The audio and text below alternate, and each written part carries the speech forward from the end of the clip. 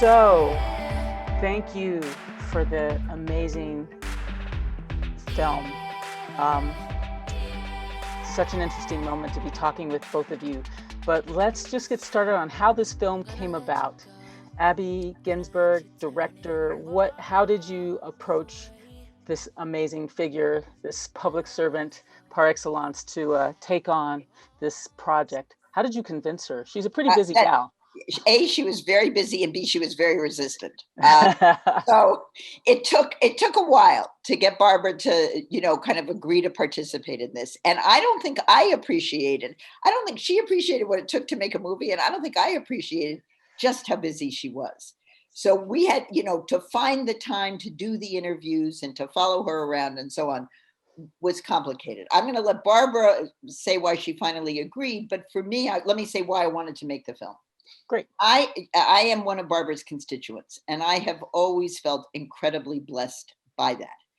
And my idea for the film came about, before the 2018 election. So I really had sort of felt lucky to be represented by one of the most progressive people in Congress, and somebody who I knew had, always had the interests that I care about at the center of her heart and her mind and so on. And so that was what led me to want to, it's like the question I was trying to answer is, what makes this woman tick? How does her history feed into what she's fighting for in the present? And I knew just enough to know that those pieces would fit together in a really interesting portrait, if I could get her to agree. So then I started, and she was like, I don't know about this. I'm too busy, but film, why bother? Blah, blah, blah, blah, blah. And I have to say, every other portrait I've done, really the question is that people say to me is, why would you want to do a film about me? And the answer for me is because you inspire me. And I believe that I can be a bridge to helping you inspire others by making a film so that people who do not formally know of you will learn about you. And using what I perceive to be the inspirational things about your life, your work, your career, we will have a larger conversation with a broader audience if you let me do this. So that was kind of the pitch. And eventually she softened up and said yes. I think that's a great, I love the sort of idea that like everyone that you've wanted to do a portrait of doesn't want their portrait done. I think that maybe should be a rule, because maybe those are the people that we should actually have tell their stories. And Barbara, do you remember that part? Do you remember the blah, blah, blah part? Or did you, we just like... Well, I remember it. I just caved. That's the only reason I did it. Caved. I caved in because Abby, first of all, she's such a phenomenal filmmaker, and I know her work and I know her. But secondly, she was just persistent, and I couldn't say no. I just had to do it. So that was the only reason, really. That's so funny. I know no way out. You're in the public eye so much, and yet I think that kind of attention that a filmmaker does with a portrait must be kind of odd. How did you sort of get comfortable with that? Or I know that that Abby's a constituent and you knew her before, but still it feels a little... Well, I don't know if I ever got comfortable. I never got comfortable with it. It's like, first of all, I'm not a movie star, right? So I don't know. I'm not. It's like, please. And secondly, it's like, just let me do my work. But, I also understand part of what I do. I want to educate the public, and I want to inform people, and I want people to know, even today, doing my work, especially with young people, to know that you can do it. You can make it. I've been through a heck of a lot in my life, and by the grace of God, I'm here. And so I think, in thinking back now, especially for young Black women, young women of color who go through a lot of what I've been through, and this is only a glimpse into what I've been through personally, that they can be encouraged and inspired to do whatever they desire to do. So that hopefully is the impact of the film.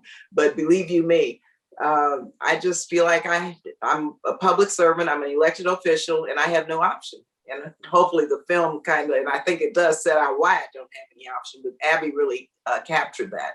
And so, I did not really enjoy doing it. So this must be fun.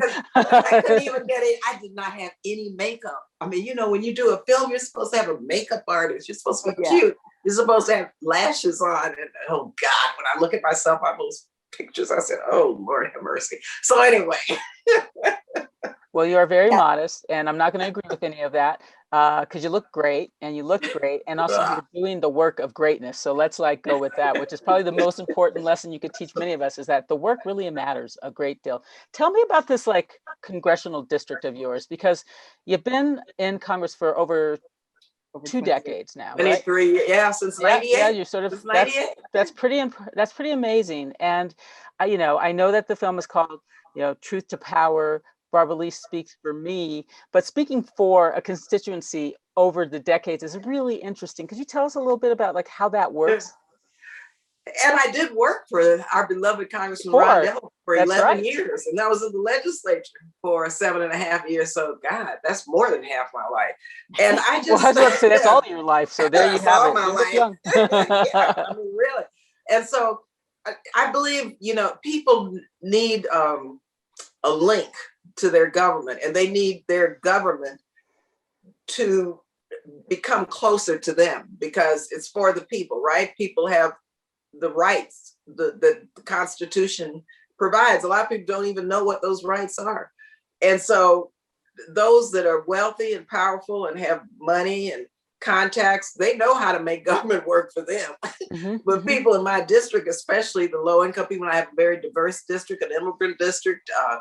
I don't have a majority African American, probably about 18% African American, but it's 20% Latinx, about 20% API, the rest white progressives, some white conservatives, moderates. But I have a poverty rates, childhood poverty, 28%.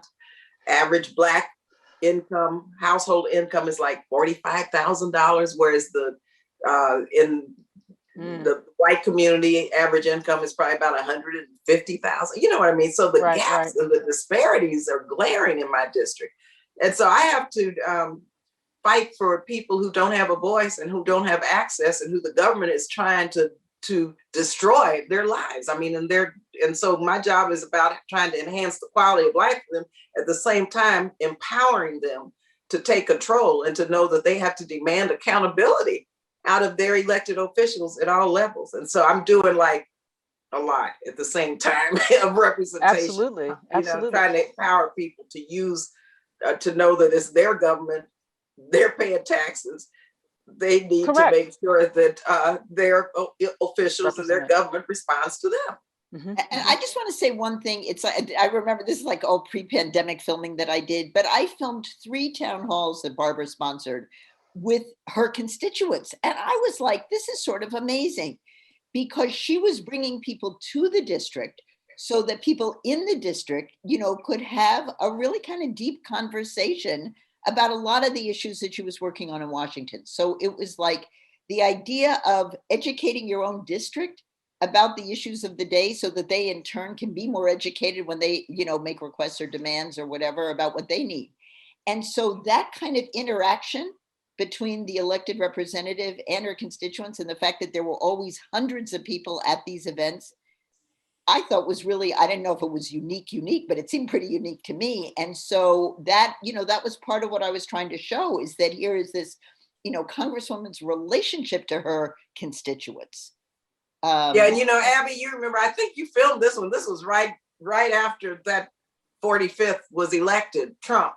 And so I said, wait a minute, because I know where this is going. I know his history. I know who this man is. He's a white supremacist, and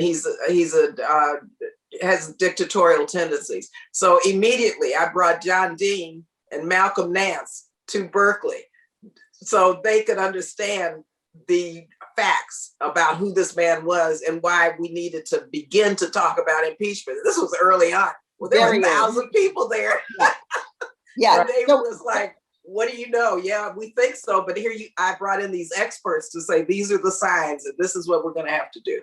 So educating people is important. You said something really interesting, because I think there's always this challenge when you are a public official in Congress or in the Senate. You have a really sort of different, you don't necessarily have a different relationship to your constituency, but it's very interesting because your congressional district is going to be very different than DeGette's congressional district in some ways. And yet you sort of balance what leadership looks like, sort of being thoughtful and visionary about ideas and also hearing your constituency. What would you like tell people? I mean, what do you tell young Congress people, I mean, and you also made that shift like John Lewis did from a kind of activism into government.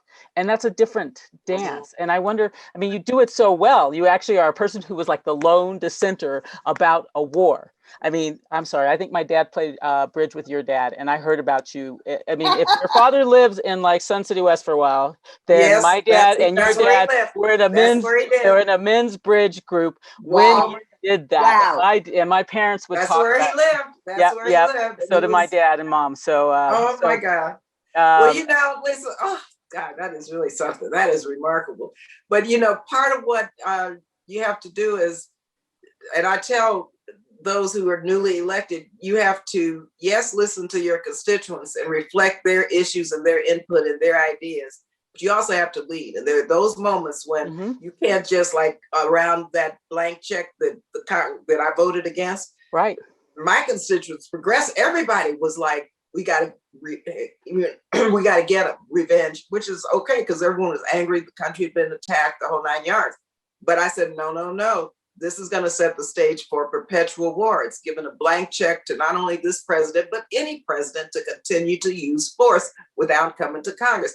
No one believed me or didn't want to believe me. But I said, so I got to throw down now. I got to lead, even though I'm hearing from everybody, do it, do it, do it. But it took not more than a month for my constituents to really, because I had to come back and educate them and tell them what the deal was. So people expect you to lead because you have the information, they've elected you to lead, but they also expect you to represent them too. So it's that, you know, delicate balance that you have to figure out when is the time to lead, when is the time to reflect your constituents' views.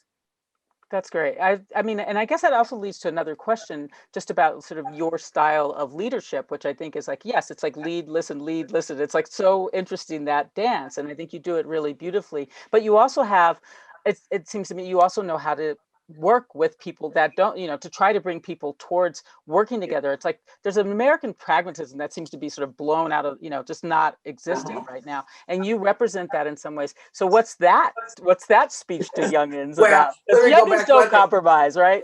They don't like one thing. I'm still an activist, going back to your last point, Lisa. Absolutely. Okay, so I haven't given up my activism.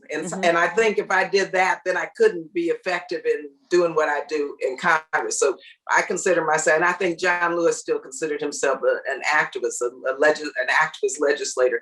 And so you have to, I think part of this is respecting other points of views. And one thing Ron taught us was don't get personal with people. I mean, a few times I had to with Trump, I had to say that he is a racist. Most of the time I will say this person exhibits racist behavior. I don't know what's in his heart, but you know, I'm going to try to get their behavior to change so that they don't oppress or take away my vote. So, you know, you got to have to know where people are coming from. And even if they're right-wing white supremacists, you know, I'll approach them and talk to them knowing that I can only go but so far. But like, as an example, I'm trying to repeal this authorization to use force. Right.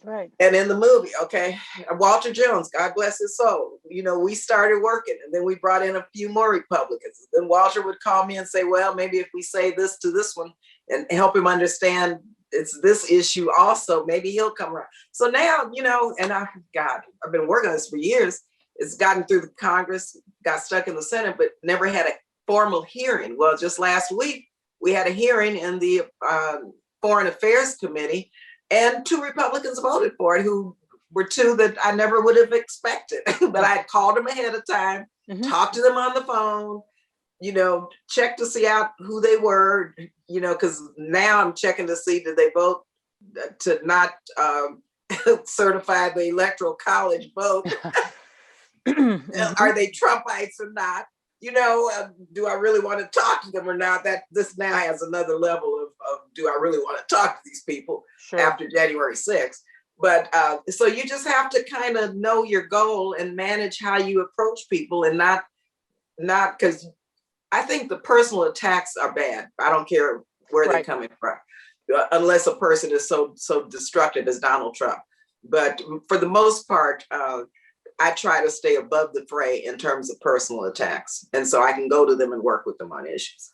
Well, I mean, speaking of personal attacks, I think that you, more than many, understands what that could look like after your vote.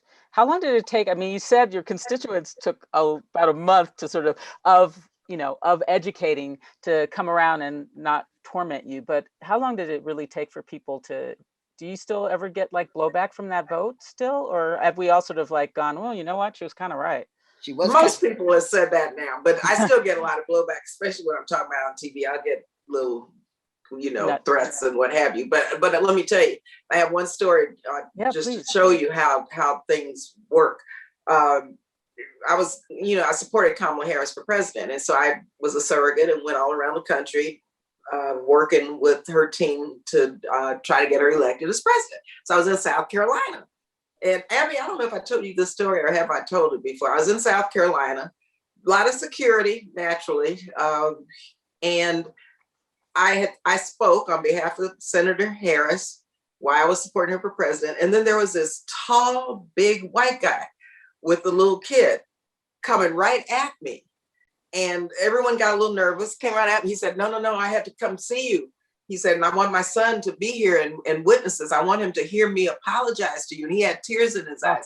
He said, I was one of those big guy, like, big, big, crew cut, haircut, to the point where the security got a little antsy. And he started crying, boo-hooing. He said, you were right. I was one of those, he said, who sent you a threatening letter. He said, I was one of those who hated you. He said, and I came up here to apologize to you. And I want my son to see me and hear me apologize to you. That was like, wow, deep. I think the amazing thing, it is super deep, because there was that added generational thing, which is I want my son to witness me apologizing. That's right. That's right. It was really, so that was just recent. That was just, 2 years ago. Yeah. Wow. And so, and there have been moments like that. One woman in my district, well, in Castro Valley, told me she wrote a letter to my office and said she was one of those who just hated me and sent me a bad letter and cussed me out. And I don't think she said she threatened me. This guy told me he was one of those who threatened me. And she said, I have children now, and this is like 15 years later, and I'm sending you $15 contribution. That's all the money I have, but you were right, and I apologize for what I said in my letter and what I said about you, because now I see exactly what you mean. So I've had those moments where a lot of people authentically will come through and say that. So that keeps me going. Yeah. Well, it's pretty amazing. I want to get to what, tell me just about the timing of, Abby, if you would, just the timing of the film and when you ended shooting the documentary, because then I have a bunch of questions, I think, that are just about what you've been up to since, because, you do not. Yeah, tell me the timing. I don't even know which thing to start with. So what happened was, the George Floyd Black Lives Matter protests happened from Memorial Day, for several months after that. Mm-hmm. And the film was largely done at that point. Okay. And it hadn't been released yet. I mean, we had shown it without this. So we did, and we worked hard to kind of put in a little bit about Barbara speaking out about the Truth, Racial Healing and Transformation Commission, taking part in one of the rallies, et cetera. So we needed to show that, that kind of her work continued especially into this moment about Black Lives Matter. And she was at the George Floyd funeral. We didn't show that, but again, the film would have felt we had ended it somehow prematurely. And I would say that was the moment. And I'm dying because I feel like there's a whole second half of this film that kind of needs to be done. And that's what I was sort of saying to you before, where I feel like, this woman is so she's just come back from the border in El Paso. She's continuing the fight on the AUMF. All the issue of reproductive rights is in her corner. She's working hard on cannabis, et cetera, et cetera, et cetera. So her story continues. The struggles continue. And I do think you should ask her some stuff about what's happened since the election even. So we kind of stopped right after the, George Floyd murder and sort of the response to that. Mm-hmm. But as I say, there's another 2 hours to do, from here on out. Hey, Barbara. Everything has there's another part to every story we tell in that film. Right. Barbara, are you ready for your sequel? I am. So No comment. I think that she's got work to do. I did hear that you were just back from El Paso, and obviously there is a whole long list. Anyone who thought that, all of these things were going to end magically, even January 20th was just living the moment of like relief, but not a moment of reality. And I think that you see all the sort of very, feeling intractable issues that this nation faces. And let's just start with, you had a recent trip to El Paso and the border, I guess. Can you tell us a little bit about that? Sure, Lisa, and so much of what we're doing now is repairing the damage, unravel, which is going to take a long time. It's going to take darn near a generation to repair this damage. Mm-hmm. And so, the stay in Mexico policy of the Trump administration really just stopped immigration and migration totally. And they set up this remain in Mexico policy where if you were at the border trying to enter through the legal asylum process, you had to go, that you were expelled back to Mexico. So what has happened now is all these young people, were in Mexico, and now the Biden-Harris administration has a backlog of asylum seekers. Mm-hmm. And so I'm really happy that the Biden administration is now trying to unravel and unpack what Trump did, but also comply with our asylum laws, because there are laws on the book. It's legal. And so you have an influx, okay? And I went to Carrizo Springs right out of San Antonio, and visited mainly boys it was Office of Refuge Resettlement project run by a nonprofit.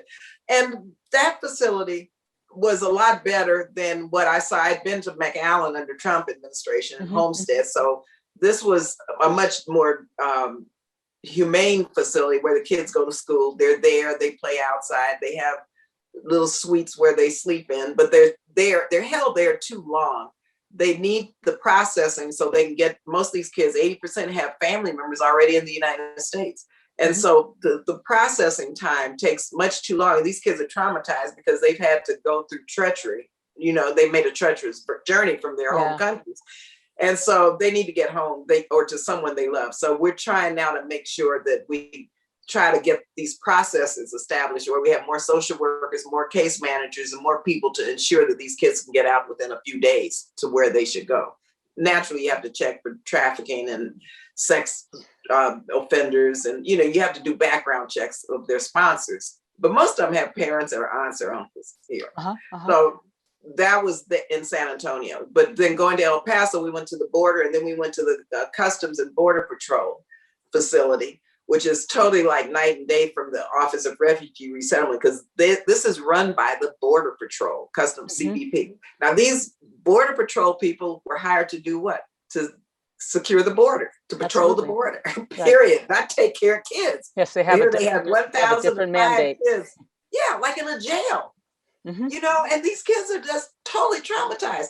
And they're there, who knows for how long, because they are understaffed, and they don't have the type of staffing that is needed, like at the Office of Refugee Resettlement, with social workers, physicians. They do the COVID testing, and it's run as well as they think they can run it. But these kids are sleeping on cots right next to each other with mylar blankets covering them. One little girl was 6 years old, and she hadn't seen her brother until the day we got there, and he was 10, and they were holding on to each other, both crying like for dear life. You couldn't tell where one was. And the next one, the separation, I mean, they were like together, and you just couldn't pull them apart at all. They were it was like quite moving. And so siblings need to be together. So we had a chance to ask the director, look, please keep them together. And so she instructed the staff to keep them together. And when they heard that, they just hugged and walked away, and she smiled. It's just like, they don't need to be in jail. They need to be treated with dignity, and we need to protect their health and safety. And so they need to get out. We need shut down these facilities at Customs and Border Patrol and find out ways to, you know, expand the ones similar to what we saw in Carrizo Springs. But finally, let me just say, what has happened also since the film is now I'm chair of the subcommittee on appropriations of state and foreign operations. And we fund a lot of the Northern Triangle countries. And the root causes of the migration, of course, is violence, lack of economic opportunity, corruption in these countries. So I have a chance now with the Biden-Harris administration as chair of this committee to look at how we reprioritize our funding so we can help people stay in their home countries by helping deal with their governments and deal with the institutions there. So that's part of what I'm doing now. That's great. A new job. A new job, because you don't have enough to do. I get it. We're going to run out of time, and I want to ask you a question that's a little bit more broad-based, even though I know that there's a list of things I could ask you about, including what's going on in Georgia, but maybe this leads into that to some degree, which is, what do citizens need to know about where our government is right this moment and what we need to do, what work we need to do? Because I do actually think there is this moment sometimes where we forget that we have a job to do as well. And I think that right after the election, people worked really hard. I think that energy is probably going to carry. But, you know, when Obama got elected, I think it was just like, yeehaw, he'll fix it. And I don't think that that's going to work this time, at least personally. But I wonder what you would say to us. I know what you're saying to the youngsters who are coming in and that you need to like sort of like balance listening with leadership. But what do we need to know as citizens about our own sort of role in making a healthy nation? Well, the democracy, as we know it, is fragile. We're on the brink of a totalitarian government and a dictatorship. And dictatorship mechanisms being put into place. Thank goodness Donald Trump is not there. But what you see with voter suppression efforts now, trying to take away the right to vote of people, African Americans, as well as seniors and young people, you know, rural residents. You see signs of fascism. And I'm glad that I talked to Secretary of State Madeleine Albright, because her book, she uses the F word, right, in the title of the book. And so people have to understand that we're there.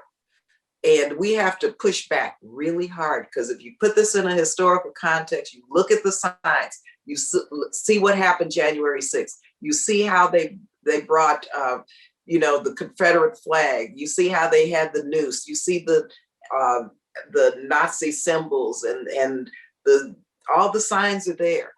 And so it's a dangerous moment in this country. And so to push back, you have to organize, you have to speak out, you have to elected officials who are going to protect our democracy. And you have to make sure that you're in the streets marching and protesting and not let them get away with this. Because and I think Georgia and all the 200 and some states that have passed these voter suppression laws are just a sign that they're trying to clamp down. Sure. Okay. They're trying to clamp down on people, on the voice of people and on people power. And so they're acting in a very un-American, anti-constitutional, anti-American way. And that's what's going on in this country. And so, we have to be really aware. It's not just unraveling the damage of the Trump administration. Some of that stuff has settled in. Some of those policies, some of those attitudes, some of that behavior has settled in. You look at the militia, you look at the Proud Boys. I was on the floor on January 6th. You look at all of these white supremacist groups, they're domestic terrorists. They're everywhere. You look at the militia. You look at what is taking place in this country, and they're people preparing for war, and people preparing to destroy this whole system that we have here, because they are afraid of the other. They do not want to see, Trump talking about make America great again. Well, make America white again. They want to refight the Civil War because, the Confederacy lost. And so it's a scary moment. And I would not say this if I did not believe in it, did not see the signs. Right. No, I appreciate that. Though it's fairly chilling, but I appreciate it. And I'm not surprised that you're telling us, talk about truth to power. It's like truth to the people power. This is what you need to hear. Hey, Right. Abby, I do have a quick question for you too, Yes. which is, what's the role of film in this? I mean, I always feel like, I think that you're a documentarian. You've like done a lot of films that you have some films like Waging Change, Agents of Change. I know you believe in change and possibility. What do you think Well, that your role is in this I actually think my films are discussion starters. That's really, Waging Change, which is all about the tip minimum wage, how it's a legacy of slavery. That was really, that was an effort to educate people to the fact that people still get paid $2.13 an hour in this country as their wage and are forced to live on tips. That was a major educational push. It still needs to happen. I mean, Barbara can tell you that we may lose the fight to raise the minimum wage in the Senate because of Senate Democrats. We may actually lose this fight, even though we're at a tipping point moment and we should win it. We may not. So that's kind of staggering, and that has to do with the filibuster and so on. So I think the role of film is for me, it's not generally to educate in quite the way that I did in Waging Change, but it's to open up discussions and the thing I said earlier about being inspired by Barbara and wanting to use her example to inspire others, I feel like in a funny way, film can do that, because part of the message is, if you look at where Barbara ended up as a legislator, both in the California legislature and in, Congress, et cetera, it's like, this was not an inevitable outcome for where she started. Just like my film about the first Latino justice on the California Supreme Court. He was one of 11 kids in a farm worker family who grew up picking fruit. It was not inevitable he was going to get to the California Supreme Court, et cetera, et cetera, et cetera. So right. part of what I'm sort of saying is, look at what kind of obstacles people have overcome. Think about how you might be able to do that in your own life. Draw inspiration from the people you see on the screen. I mean, if you look at the Black women who are just in my film, if you look at Ayanna Pressley and Lisa Blunt Rochester and AOC and all the other Black women who are in there, Gwen Moore, none of these people could have been predicted to be in the House. They had to have a vision for themselves about wanting to work in this format and figuring out how to do it. And so I feel like we need to know some people's backstories in order to understand how maybe our backstory is not an impediment or is something that we can work with. It's I feel like Barbara has used her backstory to make her a passionate advocate for so many things that are so important in, that come up in Congress. And that's true for Gwen Moore, and that's true for Lisa Blunt Rochester. And so think about, how your backstory actually enables you to be an important spokesperson for human rights and civil rights and women's rights and all the other rights that we need good advocacy for. So that's kind of the little inspirational, fairy dust I'm trying to sprinkle around here with these films. Abby, let me just say how important what you said is. Just recently, El Paso, right? I was born and raised in El Paso, Texas, in an immigrant community. And so as a Black woman, I get it on all of the immigration issues. And a lot of times people say, why are you so into this whole thing on immigration and pathway to citizenship and looking out for our immigrants and the children? That's who I am. People. That's right. And one thing that the film literally only tips its hat to, it does not, and I actually feel like if I had to go back, I would add a little bit here, is that Barbara was trained as a social worker. So when she talks about listening, she is a trained listener. And we need more people with a background in listening rather than talking all the time. And we need less lawyers and maybe more social workers in Congress. So that's just another point, that's how she was trained. Wonderful, wonderful. Well, Director Abby Ginsburg and Representative Barbara Lee, it was really great for you to take time to visit with the Women Plus Film audience because this is a lovely film. It's also inspiring, and it's in a moment where I think we still need to have these conversations a lot. And this kind of fortifies you. I mean, it's like there's a lot there, but I do actually think, Representative Lee, your story is one that fortifies people to do the work, because you do the work. You're really tireless. I'm really glad you took some time away from the work to be with us. So thank you Lisa. so much. I'm so happy to have been with you and get to know you and to be with Abby again. But let me just say the story you mentioned about your parents and my father. Oh my God, I got to talk to you further about that. Absolutely, absolutely. I was going to tell you off camera, but I was like, it was really a big deal. There's like, my dad's like, I played bridge with Mr. Lee. It was very lovely. Bridge? So that is just so cool. That is so great. Wonderful. All right, dears. Okay. Thank you so much. And thanks for the amazing film, and thanks for your time. We really Thank you for having us. Absolutely. A pleasure. Absolutely. Thank you. Nice meeting you. See you, Abby. Bye. Okay. Bye-bye. Bye.